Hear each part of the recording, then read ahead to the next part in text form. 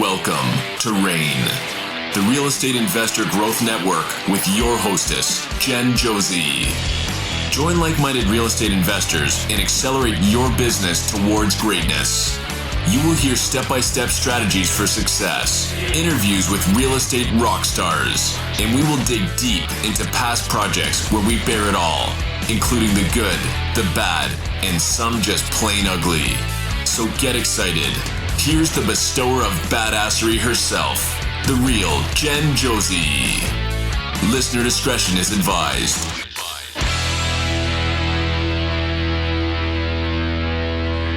Hi, and welcome back.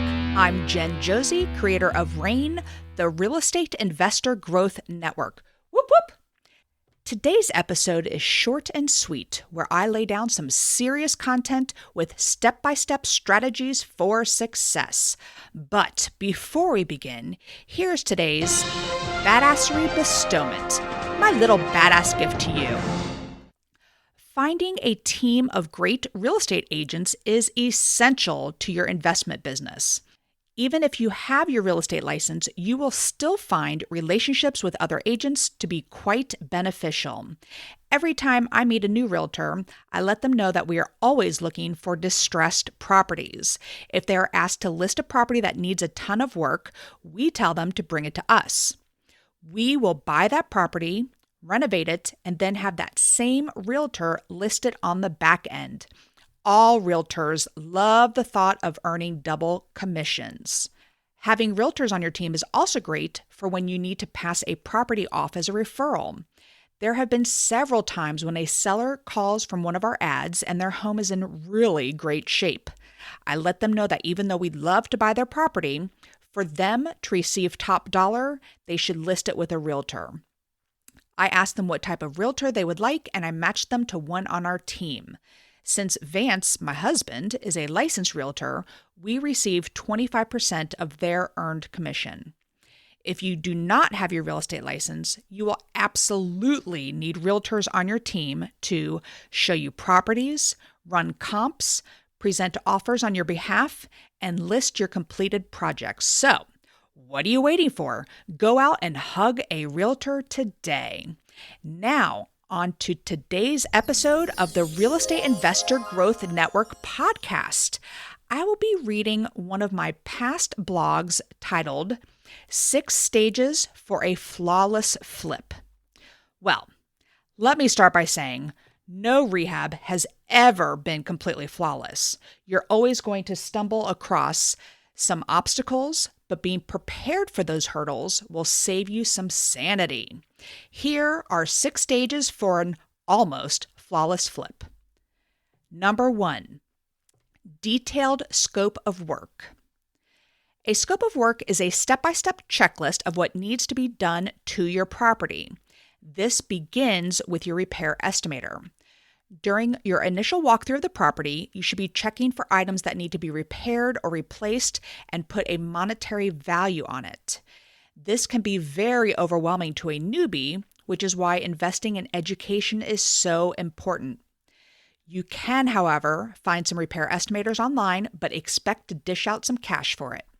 A good repair estimator will have sections for each area of the house with an estimated price for materials and sometimes labor. In our initial walkthrough, we circled the exterior of the house to check the roof, fascia soffit, count all the windows, take a photo of the HVAC serial number to check the age, foundation, deck, and landscaping needs. Then we go in the front door and look for cracks in the walls, level of the floors, what updates are needed, check the electrical, look for water stains, etc.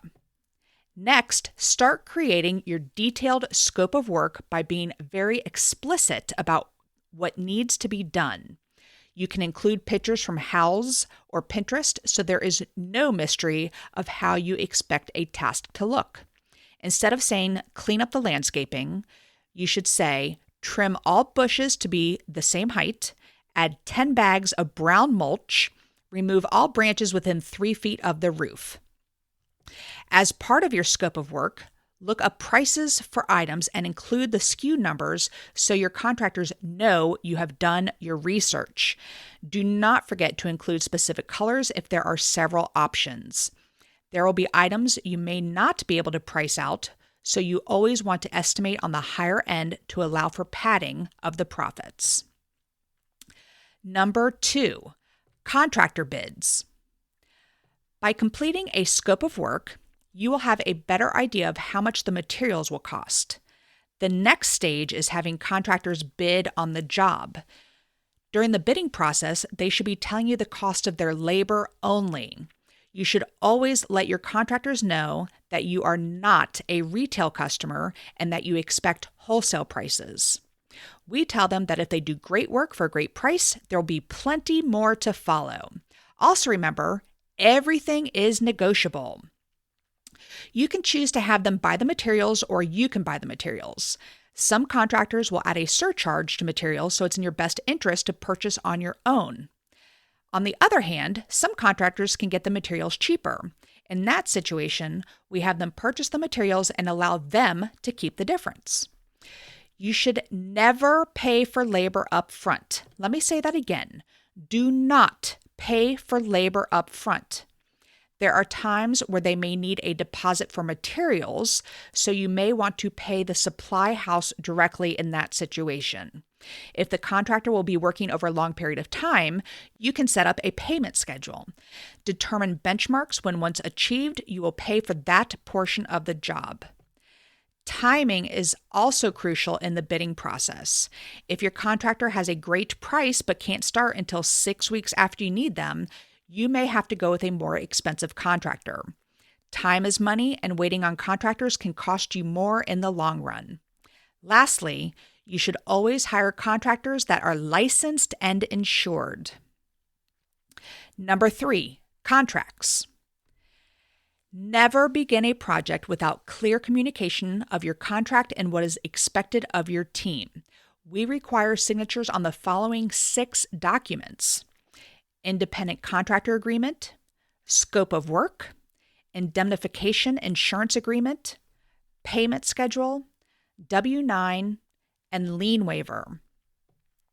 The independent contractor agreement includes the amount agreed upon during the bidding process, time frame, 1-year warranty, services provided, and more. One item we include is a daily penalty for every day over their determined completion date. If they tell us the job will be completed by the 15th, we still give a little buffer, and then we will start to deduct $100 a day from their pay for each day they go over. Yes, things happen, like weather delays, for which we do not hold the contractor accountable. The scope of work is signed by both parties so it's completely clear what is expected to be done on the property. The indemnification insurance agreement basically adds you, the investor, to the contractor's insurance policy, which protects both parties. This is very common. All they have to do is call their insurance provider and add you to the policy at no cost to you during the length of the job. The payment schedule is a list of milestones or benchmarks that must be met before payment is distributed. A W-9 is a tax document that needs to be completed by anyone you pay more than $600 a year. It is super smart to get this signed in the beginning so you are not chasing down contractors at tax season. Ask me how I know this. All right, a lien waiver is the only document signed at the completion of a project.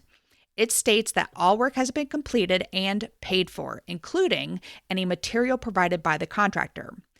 This very document saved our ass one time when a window installer provided the materials for our project. We paid him and he never paid the window supply house. Having his signature on that form protected us from a costly lawsuit. Number 4, managing the rehab. At all of our projects, we post a code of conduct so anyone that enters the property will understand what is expected of them. Items include cleaning up at the end of each day, no loud music, the last sub to leave is responsible to close and lock all doors, windows, etc. As the project is going on, you will need to check up on your subcontractors often until there is a level of trust built, and even then, you should still check in every once in a while. While you expect the work to be completed, you must also keep your word and pay on time. Budgeting payments is vital to keep a project flowing smoothly. If a contractor completes their work and you are late on a payment, word spreads quickly. You will find that no one will want to work with you on future projects. When you find great contractors, it is important to treat them like gold. Number 5, rehab closeout. When all work is completed, you must do a walkthrough before the final payment is delivered. I use blue painter's tape on items that I want the contractors to re-look at.